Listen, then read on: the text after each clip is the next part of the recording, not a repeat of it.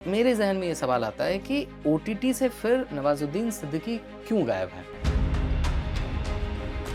मैं ये समझता हूँ कि आप सेलेक्टिव हैं, आप थॉट प्रोसेस नहीं, से बहुत काम ख़राब नहीं भी काम किए मैंने, ऐसी नहीं, बहुत ख़राब फ़िल्में भी हैं। तो जब आपकी समझ इतनी है फिर वो सब चॉइसेस क्यों बन जाते हैं फिर? आपको जानते हैं आप कि मुझे कहीं नहीं पहुँचाएगा ये काम, फिर भी आपको करना पड़ता है, बट कुछ होती है मजबूरियाँ उस वक़्त।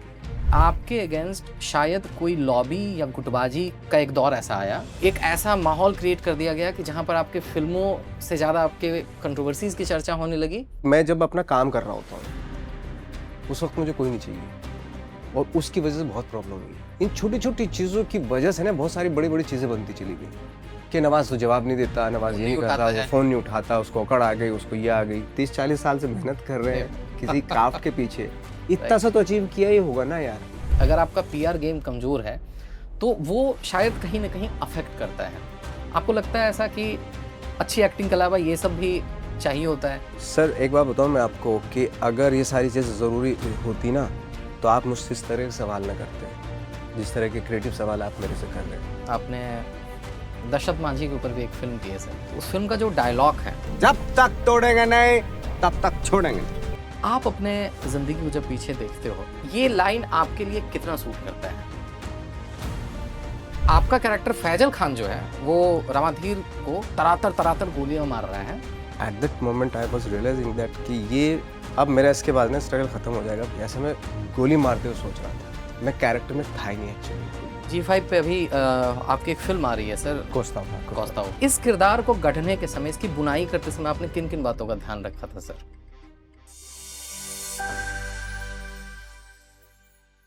हेलो, नमस्ते, क्या हाल-चाल है आप लोगों का? Welcome back to another episode of unfolding talents और आज हमारे साथ हैं कमाल के कलाकार नवाज़ुद्दीन सिद्दीकी भाई। कैसे हैं आप सर? मैं ठीक हूँ, आप कैसे हैं? बहुत, बहुत अच्छे हैं और हाँ। बहुत सारी बात हम लोग करेंगे। आपकी फ़िल्मों का भी ज़िक्र होगा, आपकी जी5 पे जो नई फ़िल्म आ रही है कौस्ता उसकी भी चर्चा होगी। लेकिन उससे पहले मैं अपना एक पर्सनल एनेक्डोट आपसे शेयर करना चाहता हूँ कैमरे पे कि आपकी एक फ़िल्म आई थी सर गैंग्स ऑफ वासेपुर और मैं उस समय इंजीनियरिंग कर रहा था। हम लोगों ने मैं, मेरे दोस्त अभिनव आनंद और विश्वजीत प्रताप सिंह ने हम लोगों ने मिलके इसका एक पैरोडी बनाया था सर गैंग्स ऑफ बेरोज़गार नाम से हाँ, और उसका पार्ट 1 और पार्ट 2 हमने बनाया था। वो मैंने देखा था, अरे सर! बहुत लोगों ने देखा था वो और अनुराग ने भी उसको काफ़ी प्रमोट किया था उसको। हाँ। जी, जी सर। तो कहीं न कहीं आज उसकी वजह से ही सर मैं इस इंडस्ट्री में हूँ सर और ओह माय मेरा सौभाग्य है कि सर मैं आज आपके सामने बैठा हूँ सर, तो ये मेरे लिए गॉड! बहुत बड़ी बात है सर। ओके, इस वक़्त मैं अगर गैंग्स ऑफ वासेपुर का ज़िक्र नहीं करूँगा, तो ऑडियंस मुझे कभी माफ़ नहीं करेगी, इतिहास मुझे माफ़ नहीं करेगा क्योंकि मेरा खुद भी रिश्ता है और आप यहाँ बैठे हैं। हाँ, लेकिन मैं वो टिपिकल सवाल नहीं पूछूँगा कि वो परमिशन वाला सीन क्यों आया क्योंकि वो हम लोग देख चुके हैं, हम लोग हाँ, जानते हैं उसको। क्लाइमैक्स की बात करते हैं। आपका कैरेक्टर फैजल खान जो है, वो रमाधीर को तरातर-तरातर गोलियाँ मार रहा है। 500-600 गोली मार दिया। जब ये सीन पहली बार हम लोगों ने दोस्तों के साथ देखा, तो हम लोग अलग-अलग चीर-फाड़ करते हैं। हम लोगों ने ये सोचा कि एक्चुअली ये फैजल खान उसको गोली नहीं मार रहा है। नवाज़ुद्दीन सिद्दीकी अपने स्ट्रगल के दिनों को एक इंसान समझ के उसको मार रहा है कि चलो भाई ये खत्म हो गया सीन। और वो लास्ट में हुआ था वो सीन। राइट। और उससे पहले मुझे बहुत साल हो गए थे स्ट्रगल करते हुए और वो लास्ट डे हुआ था वो सीन। उसके बाद गैंग्स ऑफ वासेपुर की शूटिंग खत्म होनी थी and at that moment I was realizing that कि ये अब मेरा इसके बाद ना स्ट्रगल खत्म हो जाएगा। बहुत जिस जिस स्थितियों से मैं गुजरा हूँ, होपफुली वो खत्म हो जाएगी। ऐसा मैं गोली मारते हुए सोच रहा था। मैं कैरेक्टर में था ही नहीं एक्चुअली, बिल्कुल भी। मैं था ही नहीं कैरेक्टर में, frankly speaking. I was somewhere else. जो मेरी पीछे की जो 10 साल की जर्नी थी, वो थी और सैटिस्फैक्शन था। थैंक गॉड वो था। सर उस समय आपके आँखों में ना कुछ और चीज़ दिखता है। आपने वर्ड बोला सैटिस्फैक्शन। अब ऑडियंस के तौर पे क्या है ना सैटिस्फैक्शन इसीलिए जैसे बोलने वाले ये बोलते हैं कि इतनी गोली क्यों मारे? वो तो 2 भी मार सकता था। वो किरदार इसलिए मार रहा है ना क्योंकि बाप का, दादा का, भाई का वो सबका बदला ले रहा है फैजल। उसकी सैटिस्फैक्शन उसकी आँखों में है बट वो एग्ज़ैक्टली। कहीं न कहीं आपका भी वो कैथार्सिस है। कनेक्शन, हाँ, ऑफ़ कोर्स कनेक्ट कर गया वो। ऑफ़ कोर्स कैथार्सिस तो मेरा भी था ना उसमें। हुँ, खुद का। हाँ, मेरा भी रिडेम्पशन था उसमें, खुद का। हुँ, वाह! सर आमतौर पर लोग ऐसा कहते हैं कि अ, अभिनेता वो होता है जिसको पता है कि क्या करना है, लेकिन मेरा ऐसा मानना है कि अच्छा अभिनेता वो होता है जिसको पता है कि क्या नहीं नहीं करना कर, बाय गॉड क्या बात है। हाँ। है। राइट। कौस्ताव में एक सीन है सर, ग्रेवयार्ड वाला सीन, हम्म। और वो सीन देखते समय मेरे को ऐसा लग रहा है कि किरदार रोना चाह रहा है, फूट फूट कर रोना चाह रहा है, लेकिन किरदार उसको रोका हुआ है। वो किरदार नहीं रोका है, वो नवाजुद्दीन सिद्दीकी अपने अभिनय क्षमता से उसको रोके हुए हैं। और सिर्फ इसी किरदार में नहीं सर, आपके निभाए कई किरदार में मैंने देखा है कि अगर 5% की ज़रूरत है तो आप सिर्फ 5% करेंगे, वो 6%, 7%, 8% नहीं होता है। ये सर मेरा ऑब्जर्वेशन सही है। और इसलिए भी क्योंकि बहुत कमाल का ऑब्जर्वेशन है, थैंक गॉड बहुत कम लोग होते हैं इस तरह की चीज़ पकड़ने वाले, फ्रेंकली स्पीकिंग। क्योंकि हमने तो ट्रेनिंग की है, हम तो इस चीज़ को जानते हैं, लेकिन आप ये चीज़ पकड़ रहे हैं, इसका मतलब बहुत गहरा नाता रहा है आपका एक्टिंग वर्ल्ड से। तो वो अभी मेरे को समझ में आ रहा है, जो आपने जो किया था गैंग्स ऑफ बेरोजगार, जी। वो अब पता चल रहा है कि क्यों किया था। तो हाँ, चूंकि मैं साइंस का भी स्टूडेंट रहा हूँ, तो उसमें रेशो, अनुपात या वो बहुत खास तौर से उसका ख्याल रखना पड़ता है। केमिस्ट्री से आप केमिस्ट्री स्टूडेंट हूँ मैं।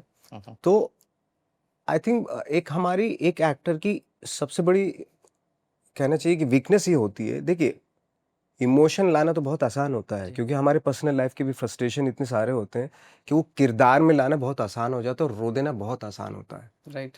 मैं कहता हूँ कि रोना और हंसना दो सबसे इजी इमोशन है इस दुनिया में। हम लोग देखने के लिए भी वही, हम लोग जब जाते हैं तो हंसने के लिए जाते हैं या रोने के लिए जाते हैं, उसको राइट। एंटरटेनमेंट बोलते हैं हमारे राइट। पे। राइट। लेकिन मैं कह रहा हूँ बाकी इमोशंस का क्या हुआ, उसके अलावा तो 7 6 7 इमोशंस और हैं, उनके इमोशंस पे, न्यूट्रल इमोशन पे हमने काम ही नहीं किया अभी, है ना। बहुत सारे इमोशंस हैं जिस पे हम काम ही नहीं करते, और चूंकि ये बहुत ही गैलरी वाली इमोशन है, हंसना और रोना, राइट, जहाँ कि पे सीटी और इजीली, ताली मिलती है। हाँ कैसे? इजीली आप रो देते हैं सिनेमा में बैठ के, आप रोना चाह रहे हैं रो देते हैं, आप हंसना चाह रहे हैं हंस देते हैं, एक जरा सा एक चुटकुला आ जाए आप हंस देते हैं। अच्छा। तो ये सबसे इजी इमोशंस है, और एक्टर के लिए भी बहुत आसान है ये, रोना और हंसाना ऑडियंस को बहुत बहुत सबसे आसान काम है ये। लेकिन सोचने पे मजबूर कर देना या वहाँ उस किसी एक इमोशन की स्किल को अचीव करना, ये बहुत डिफिकल्ट, हम भी उस काम में लगे हुए हैं अभी। तो वो जो एक जैसे हमें पढ़ाया गया था, वो पढ़ाई लिखाई से बहुत कुछ समझ में आती है चीज़ें, ऐसी बात नहीं है। क्योंकि हमें दिखा कि एक्टर का काम है इमोशंस को क्रिएट करना, उसका स्वाद करना ऑडियंस का काम है, आपका काम नहीं है। राइट। आप सिर्फ क्रिएट करो, इमोशन में बहना या रोना जो है वो ऑडियंस का काम है। तो हमने ये स्टेनिस्लॉवस्की की भी थ्योरी है, ये ओशो ने भी कहा है, तो ये एक ऐसी चीज़ है कि जो अगर इस चीज़ का ख्याल रखे, और क्या होता है ना कि हमेशा इंसान जो ना अपने इमोशंस को हाइड करता है, और वो उस हाइड और आने के कश्मकश में जो चीज़ होती है वो बड़ा ड्रामेटिक होती है, बड़ी खूबसूरत चीज़ होती है। तो वो एक सीन आई थिंक हम कोशिश की हमने कि वहाँ तक पहुँचे। राइट। Right sir. इंटरनेट पर मैंने बहुत सारी बातें ऐसी पढ़ी आपके बारे में, सुनी आपके बारे में, और फिर मैं अभी आपसे मिल रहा हूँ, मुझे एहसास हो रहा है कि और नमाज में मैं आपका फ़ैन हूँ, तो मुझे ये पूरा हक है कि मैं आपसे ईमानदारी से जो मेरे मन में आ रहा है वो सवाल मैं आपसे पूछूँ। बिल्कुल बिल्कुल। मेरे को ऐसा लगता है नवाज़ भाई कि आपके अगेंस्ट शायद कोई लॉबी या गुटबाजी का एक दौर ऐसा आया, जहाँ पे तरह-तरह की बातें लिखी गई, कंट्रोवर्सीज़ क्रिएट कर दी गई, एक ऐसा माहौल क्रिएट कर दिया गया कि जहाँ पर आपके फ़िल्मों से ज़्यादा आपके कंट्रोवर्सीज़ की चर्चा होने लगी।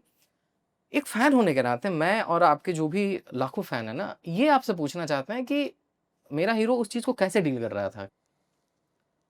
नहीं, जैसे आपने कहा कि बहुत सारी चीज़ें ऊपर उतार-चढ़ाव बहुत ज़्यादा है, मैं भी एक्सपेक्ट नहीं कर रहा था इस चीज़ को। हाँ, मेरी एक वीकनेस है, बहुत ज़बरदस्त वीकनेस है कि मैं, या उसको सेल्फिशनेस समझ लीजिए, हमारी मेरी मेरी प्रॉब्लम है, बहुत सारी कमियाँ होती हैं इंसान में, मेरे अंदर भी कमी है। मैं जब कोई, मतलब जैसे मेरा कैरेक्टर है कोस्ताव, वो रियल लाइफ़ में वैसे ही हैं, वो मेरे जैसे ही हैं। वो ऐसे हैं कि मैं जब अपना काम कर रहा होता हूँ, उस वक़्त मुझे कोई नहीं चाहिए, और उसकी वजह से बहुत प्रॉब्लम हुई। हाँ, बहुत सारे लोगों को प्रॉब्लम हुई, हर चीज़ से प्रॉब्लम, हर आदमी को प्रॉब्लम हुई। क्योंकि इवन मैं रिकॉर्ड्स के साथ बता सकता हूँ आपको, मैं किसी भी पिक्चर में जब भी मैं फ़िल्म करता हूँ, आप सेट पे मेरे हाथ में कभी मोबाइल मत देखना। कोई बता नहीं सकता मैं मोबाइल देख रहा हूँ। लेकिन जैसे खाली टाइम में लोग बैठ के इंटरनेट पे देखते रहते हैं ना, इंस्टाग्राम देख लिया, मोबाइल देख लिया, ये वो, फ़ोन कर लिया, ये कर लिया। मेरी एक वीकनेस है, जब तक मैं शूटिंग कर रहा हूँ, अगर 2 महीने शूट कर रहा हूँ, मैं सेट पे, मैं घर जाके देख लूँगा, मैं सेट पे तो मोबाइल नहीं देखूँगा, कुछ भी हो जाए। उसके चक्कर में इन छोटी-छोटी चीज़ों की वजह से ना बहुत सारी बड़ी-बड़ी चीज़ें बनती चली गई, कि नवाज़ तो जवाब नहीं देता, नवाज़ फ़ोन ये नहीं नहीं करता, उठाता वो है। फ़ोन नहीं उठाता, उसको अकड़ आ गई, उसको ये आ गई। क्योंकि मुझे मालूम है कि मैं बहुत ही मैं इतना स्मार्ट आदमी नहीं हूँ कि दोनों चीज़ें हैंडल कर सकूँ। मैं एक टाइम में एक ही चीज़ हैंडल कर सकता हूँ। लोग स्मार्ट हैं, वो मल्टीटास्कर हैं, वो बहुत सारी चीज़ें हैंडल एक साथ कर सकते हैं, मैं नहीं कर सकता हूँ। मेरी मेरी सबसे बड़ी वीकनेस ही यही है। मैं जब एक्टिंग कर रहा हूँ तो मैं एक्टिंग कर रहा होता हूँ, जब मैं शूटिंग कर रहा हूँ तो फ़िल्म की मैं शूटिंग कर रहा हूँ, उसमें रहना अच्छा लगता है मुझे। मुझे सुकून देता है। रियल लाइफ़ से ज़्यादा मुझे कैरेक्टर में की जो लाइफ़ होती है, वो 2-3 महीने की, उसमें रहना मुझे आनंद आता है बहुत। बस ये है। इसकी वजह से बहुत सारी चीज़ें मेरे अगेंस्ट चली गई। इनफैक्ट मैं नाम नहीं लूँगा, लेकिन आपके बहुत करीबी-करीबी लोगों ने फिर ऐसी बातें की कि यार नवाज़ तो मेरा फ़ोन नहीं उठा रहा है, ये वो दिस दैट बहुत सारी बातें हुई। हुई होंगी। ये वो लीजिए। वो हो ओके। हाँ। नवाज़ भाई, आप एक बेहतरीन अभिनेता हैं, लेकिन हम लोग जिस दौर में रह रहे हैं, यहाँ पर ऐसा कहा जाता है ना कि पीआर गेम का मजबूत होना बहुत ज़रूरी है। कि अगर आपका पीआर गेम कमज़ोर है, तो वो शायद कहीं न कहीं अफ़ेक्ट करता है। आपको लगता है ऐसा कि अच्छी एक्टिंग के अलावा ये सब भी चाहिए होता है? सर एक बात बताऊँ मैं आपको कि अगर ये सारी चीज़ें ज़रूरी ज़रूरी होती ना, तो आप मुझसे इस तरह के सवाल ना करते, जिस तरह के क्रिएटिव सवाल आप मेरे से कर रहे हैं। राइट। मैं अगर पीआर गेम करके अपने आप को महान बना लेता ना, हालाँकि वो भी सत्य है, जो आप कह रहे हैं कि अगर मैं एक इंसान को पकड़ के लाके बोलूँ और 10 लोगों को बोलूँ कि बोलो ये पैसा दे के उनको बोलो ये अच्छा एक्टर है, तो 11वाँ आदमी खुद ब खुद बोल देगा, हाँ, शायद अच्छा एक्टर मुझे नहीं पता। हुँ। बट उनसे आप ये सवाल नहीं कर सकते जो मेरे से कर रहे हैं। क्योंकि आपने आप ना किससे फिर पूछेंगे? आप उससे पूछेंगे जो डिज़र्व करता है उसी से तो क्रिएटिव सवाल पूछेंगे ना। राइट, राइट, उनसे राइट। थोड़े ही पूछेंगे जो पीआर करके आए हैं, उनसे ऐसा सवाल कर सकते हैं, उनको समझ में भी नहीं आएँगे, जवाब भी नहीं दे पाएँगे। जवाब भी नहीं दे पाएँगे। तो एक क्रिएटिव आदमी जब दूसरे क्रिएटिव आदमी से सवाल करता है तो पता चलता है कि यार थोड़ा बहुत तो मैं ये नहीं कह रहा हूँ बहुत, हल्का-फुल्का तो थोड़ा-सा तो अचीव किया ही होगा यार इतनी मेहनत करने के बाद। हुँ। मतलब 30-40 साल से मेहनत कर रहे अरे! हैं किसी क्राफ्ट के पीछे, इतना राइट। सा तो अचीव किया ही होगा ना यार, हुँ, हुँ। वो है। बिल्कुल, बिल्कुल, बिल्कुल। नवाज़ भाई, आपका एक काम है सेक्रेड गेम्स, राइट? अ, मेरा मानना है कि आपका कुछ-कुछ काम ऐसा है, जिसने हिंदुस्तान के एंटरटेनमेंट इंडस्ट्री को डिफ़ाइन किया है। मेरे पिताजी के लिए था शोले से पहले, शोले के बाद। मेरे लिए है गैंग्स ऑफ वासेपुर से पहले, वासेपुर के बाद फ़िल्मों में, और वेब सीरीज़ में मेरे लिए है सेक्रेड गेम से पहले, सेक्रेड गेम के बाद। हालाँकि सेक्रेड गेम से पहले कुछ था ही नहीं। वो शुरुआत आपने ही वहाँ से शुरू की, और तब से लेके अब ओटीटी भी बहुत ग्रो कर चुका है, राइट? लेकिन मेरे ज़हन में ये सवाल आता है कि ओटीटी से फिर नवाज़ुद्दीन सिद्दीकी क्यों गायब हैं? मैं सच बताऊँ मैंने काफ़ी चीज़ें हुई इस बीच में, काफ़ी सीरीज़ वीरीज़ इस तरह की चीज़ें आई, बट मैं मुझे ना क्या होता था कि यार जब कोई काम करो तो लगना चाहिए 2-3 महीने के बाद थकान होनी चाहिए ज़हन में, हुँ, माइंड में कि हाँ, कुछ किया है। हुँ, हुँ। For the sake of series अगर मैं कर रहा हूँ तो फिर कोई मतलब नहीं ना, जी। तो वो हमेशा लग रहा है इसकी वजह से थोड़ा मैंने सेक्रेड गेम के बाद कोई सीरीज़ नहीं की। क्योंकि क्या होता है ना, मैं स्टोरी से ज़्यादा, मैं सच्ची बताऊँ ये भी एक मेरी वीकनेस है कि मैं स्टोरी से ज़्यादा ना कैरेक्टरिस्टिक्स पे ज़्यादा ध्यान देता हूँ। मेरा कैरेक्टर क्या है? हुँ, उस बीच में उस दौरान उ इस बीच में काफ़ी फँसता भी हूँ मैं, हुँ, हुँ, कि स्टोरी तो कुछ है नहीं, हुँ, हुँ। लेकिन कैरेक्टर इंटरेस्टिंग राइट। है ना? बट मुझे मुझे ऐसा लगता है कि मैं मेरी ख्वाहिश है, मेरी ज़िंदगी में एक विश है कि मैं हमेशा ना माइंड एक्सप्लोर करना चाहता हूँ। ओके। क्योंकि वो क्या है ना कि अलग-अलग लोगों के दिमाग ना वो बहुत ही खूबसूरत होते हैं, अलग-अलग चीज़ें होती हैं ना जो राइट। देखो आप, अगर मैं कहता हूँ तो आप 3 भाई हैं, एक ही माँ-बाप की औलाद हैं, हुँ, शक्ल भी सेम है, सब कुछ सेम है, लेकिन थॉट तीनों के अलग हैं। राइट। ये एक थॉट ऐसी चीज़ है कि जितने इस दुनिया में लोग हैं ना, सबके थॉट अलग-अलग हैं। कुछ एक जगह पे मैच करते होंगे, हुँ, हुँ। सारा मैच नहीं नहीं हो करता। सकता है। तो वो क्या चीज़ है ऐसी? तो उसमें मुझे बड़ा इंटरेस्ट है। तो इसलिए मैं चाहता हूँ कि मुझे मुझे अलग-अलग अजीब-अजीब से किरदार करने का मौका मिले। एक लाइफ़ मिले जिसमें मैं अलग-अलग किरदारों के दिमाग को, ब्रेन को, थॉट को एक्सप्लोर कर सकूँ। स्टोरी से ज़्यादा मैं I want to explore the mind of a person, you know. लेकिन मेरा एक सवाल ये भी है नवाज़ भाई कि मैं ये समझता हूँ कि आप सेलेक्टिव हैं, आप थॉट प्रोसेस नहीं, से बहुत काम खराब करते भी हैं। काम किए मैंने, ऐसी नहीं, बहुत खराब फ़िल्में भी ये आप अपने एक्सेप्ट करते हैं? बिल्कुल ऑफ़ कोर्स, क्यों नहीं करता मैं। तो जब आपकी समझ इतनी है फिर वो सब चॉइसेस क्यों बन जाते हैं फिर? देखिए परफेक्शन तो कहीं भी कोई भी परफेक्ट तो कोई भी नहीं होता, है ना? और मेरे जैसा आदमी तो कभी भी नहीं हो सकता परफेक्ट, यू नो। हुँ। बहुत सारी, जैसे मैंने आपको बताया, बहुत सारी वीकनेसेस है मेरे मेरे पास में, बहुत सारे रीज़न होते हैं। आपको जानते हैं आप कि मुझे कहीं नहीं पहुँचाएगा ये काम, फिर भी आपको करना पड़ता है, बट कुछ होती हैं मजबूरियाँ उस वक़्त की। ओके। सर, आमतौर पर आपको मेथड एक्टर माना जाता है। मेथड एक्टिंग करते हैं। लेकिन मेरे को ऐसा लगता है सर कि हिंदुस्तान में मेथड एक्टिंग को लेके ना कई सारी भ्रांतियाँ हैं कि अपने आप को रूम में बंद कर लिया या उस कैरेक्टर से निकलने में डॉक्टर की हेल्प लेनी पड़ी या हाँ। नाखून बढ़ा लिए या सीरियस होके बैठा है। हुँ। मैं ये चाहता हूँ चूँकि आज आप इस मंच पर हैं कि आपके लिए मेथड एक्टिंग क्या है? जो ये पॉडकास्ट देख रहे हैं एक्टर्स उनकी ये भ्रांतियाँ दूर हो सके। मैं सच बताऊँ, मेथड एक्टिंग बहुत सिंपल लफ्ज़ों में बताता हूँ आपको कि एक इंसान दूसरे इंसान होने का जो इम्प्रेशन देता है वो मेथड एक्टिंग है। इम्प्रेशन दे रहे हैं आप, हो नहीं सकते वैसे, लेकिन इम्प्रेशन दे देते हैं आप, वही मेथड एक्टिंग। उसके लिए क्या-क्या तैयारी होती है वो तो एक्सरसाइज़ेज़ है, हुँ, हुँ। बट मोटा-मोटा जो है वो यही है कि दूसरे एक जुदा इंसान होने का, या मैं अगर आपका रोल कर रहा हूँ, तो आपके होने का सिर्फ़ इम्प्रेशन, मैं आपके जैसा नहीं हो सकता हूँ वहाँ, है ना? क्योंकि काफ़ी चीज़ें, ठीक है, मैं कॉस्ट्यूम या मोटा थोड़ा-सा हेल्थ-वेल्थ बना के आपकी तरह या आपकी तरह बाल बना के कुछ सिमिलरिटी तक जा सकता हूँ, हुँ। या आपके थॉट को, आपकी सोल को कुछ कुछ हद तक पकड़ सकता हूँ, लेकिन कर तो मैं ही रहा हूँ ना, मेरा भी तो इनपुट है ना, आएगा ही आएगा वो, यू नो। तो वही है कि इम्प्रेशन दे सकता हूँ मैं आपका, या फिर मेथड एक्टिंग है।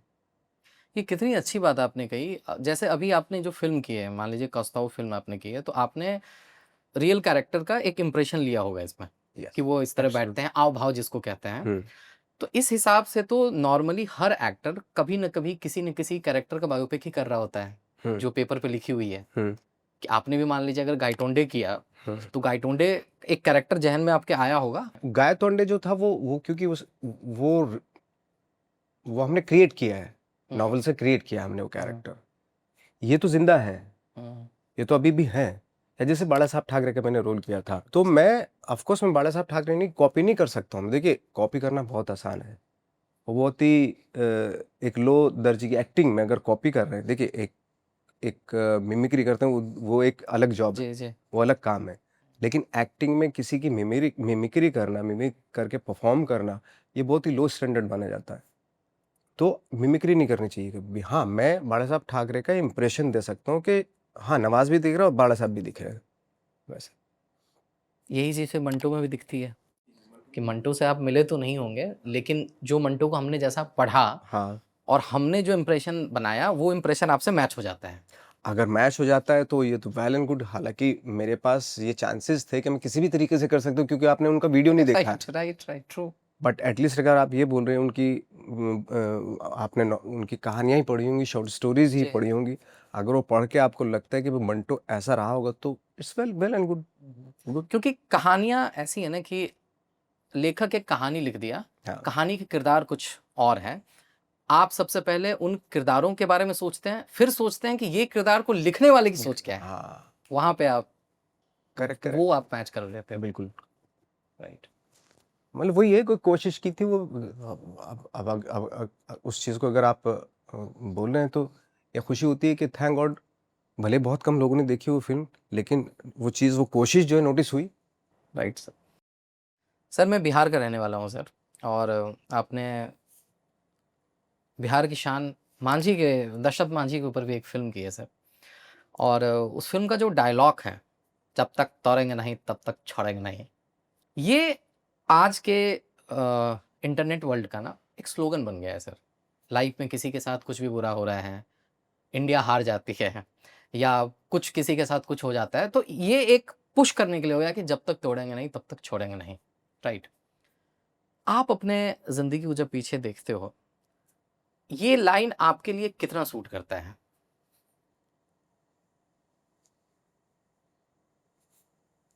कुछ हद तक करता है, कुछ हद तक नहीं करता है। ये तो था दिमाग में कि यार ये नहीं था दिमाग में कि जब तक तोड़ेंगे तब तक छोड़ेंगे, दिमाग में नहीं था।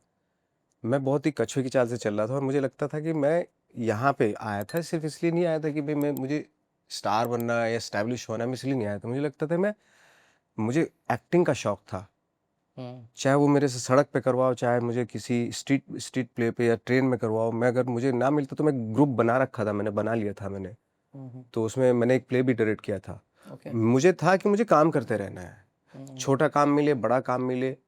मेरा ये नहीं था कि एक दिन मुझे ये बनना है, बट उस चीज़ का जुनून था एक्टिंग का।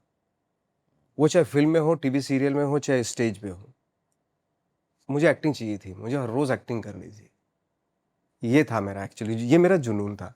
बट ये नहीं था कि मैं जब तक मैं स्टार नहीं बनूँ तब तक छोड़ूँगा नहीं। ये मेरी ज़हनियत से बहुत दूर-दूर तक भी नहीं था। ओके। ठीक है, चीज़ें धीरे-धीरे चीज़ें मिलती चली गई थोड़े-थोड़े, और यही हुआ। पहले 1 सीन, फिर 1 सीन 5 साल तक चले, फिर 2 सीन, वो 2 सीन 3-4 साल तक चले, फिर 4 सीन हुए, फिर 5 सीन, ऐसे हुआ। मतलब कोई भी करिश्मा नहीं चमत्कार नहीं हुआ मेरे सामने। तो इसलिए मैं कभी-कभी, लोग बोलते हैं कि लक पे बिलीव करता हूँ। मैंने यार मैं बिल्कुल नहीं करता, क्योंकि मेरे सामने कोई चमत्कार नहीं हुआ लाइफ में। मुझे एक-एक चीज़ से दूसरी चीज़ मिली, दूसरी चीज़ से तीसरी मिली, तीसरी चौथी मिली, ऐसे हुआ। कुछ लोगों की लाइफ में होता है, बट मेरी लाइफ में नहीं हुआ। मैंने सारा कुछ खुद ही समेटा, खुद ही वो हुआ। तो इसलिए मेरा कोई भी बोलता है नहीं लक तो होता है, मेरे साथ नहीं हुआ यार। लक होता होगा, मुझे नहीं मालूम, बट मुझे वाक़ई नहीं मालूम लक होता है। मैं लगा रहा, लेकिन शिद्दत के साथ में, ये क्योंकि मेरा प्रोफ़ेशन था एक्टिंग। एक्टिंग में अलग-अलग किरदार करने का शौक था मुझे, और उसके लिए मैं पागल था, और उसी पागलपन ने शायद थोड़ा बहुत काम दिलवाता चला गया, वही पागल, ऐसा था। पागलपन भी है और सहजता भी है ना, कि जब आप कोई भी किरदार कर रहे हैं और वो इतना सहज हो जाता है कि लगता ही नहीं कि अच्छा ये एक्टिंग हो रही है कि क्या चल रहा है। जैसे कि लंच बॉक्स आपकी एक ऐसी फ़िल्म है, जिसने कहीं न कहीं विदेशों में हिंदुस्तानी फ़िल्मों का डंका बजाना शुरू किया, कि वहाँ पे लोग समझने लगे अच्छा लंच बॉक्स और इंडिया इस तरह का सिनेमा।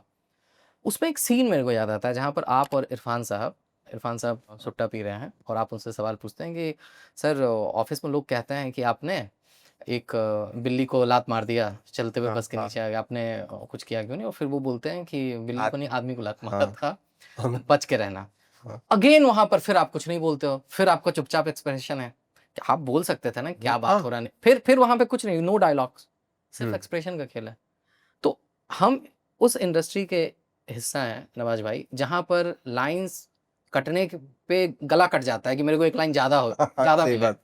बिल्कुल, वहाँ बिल्कुल। पर आप हैं कि आप चुप होके फिर वो कन्वे कर रहे हैं। वो जो तो जैसे आपने कहा लाइन्स का हमारे यहाँ बड़ा वो है, वो हमारे बिकॉज़ ऑफ ट्रेडिशन थिएटर से हमारा आया है। हमारे जो उसमें वर्बोस बहुत हैं, हम बोलते जी। बहुत हैं, है ना? हुँ। इवन मैं स्क्रिप्ट में भी बहुत ज़्यादा लाइन, और हमारे यहाँ जो जो ज़्यादा बोलता है उसको लगता है कि ये इंटेलिजेंट है। कभी-कभी कम बोल के भी वो दिखाया जा सकता है, ऐसी बात नहीं है यार कि मैं तो कहता हूँ कि अ, कम बोल के आज की डेट में तो कम बोलने वाले ज़्यादा मुझे इंटेलिजेंट लगते हैं बजाय इसके, क्योंकि आज आज की डेट में तो हर आदमी बोल रहा है। इन्फॉर्मेशन सबके पास है, यू नो आप किसी से किसी भी टॉपिक पे बात कीजिए, उसके पास भर-भर के इन्फॉर्मेशन है। बट उस इन्फॉर्मेशन को आपने कभी अपने ज़मीर में या अपने ज़हन में उतारा कि नहीं? जैसे सदाचार हम लोग कभी पढ़ते थे, लाइनें लिखी होती थी कि simplicity is a aristocracy kind of thing, है ना? इस तरह की चीज़ें पढ़ते थे। ये सिंपल आदमी अगर आप हैं ना, तो वही आप एरिस्टोक्रेट हैं। तो ये चीज़ें समझने में सालों लग गए हम लोगों को भी।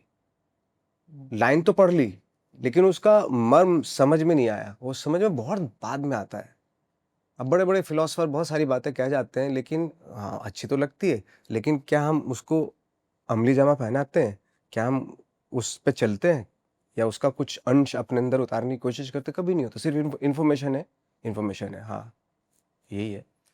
नवाज़ भाई, अभी आपसे बात करते-करते मैं अभी सोच रहा हूँ कि मंटो में आपने मंटो का किरदार निभाया, मांझी में आपने मांझी का किरदार निभाया, ठाकरे में आपने बाला साहब ठाकरे का किरदार निभाया। इस तरह के अलग-अलग किरदारों को करते हुए भी और आप अभी बोल रहे हैं कि वो किरदार भी दिखे और नवाज़ भी दिखे। कभी-कभी चैलेंज होता है वो बैलेंस आउट कर पाना मुश्किल है कि कहीं नवाज़ ज़्यादा ना हो जाए।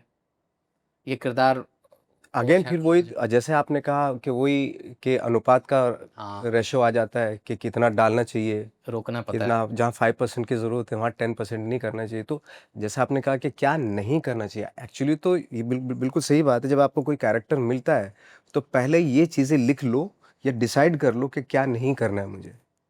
उससे आप बहुत जगह पे बच जाते हैं, नहीं तो फँसने के चांसेस ज़्यादा होते हैं। ओके।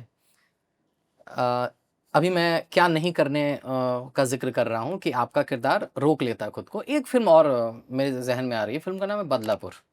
अब बदलापुर जब फ़िल्म शुरू होती है तो लगता है कि वरुण धवन हीरो हैं, आप विलेन हैं। फ़िल्म खत्म होते-होते ऑडियंस इस दुविधा में पड़ जाती है कि अरे, अरे! 1 सेकंड, हाँ।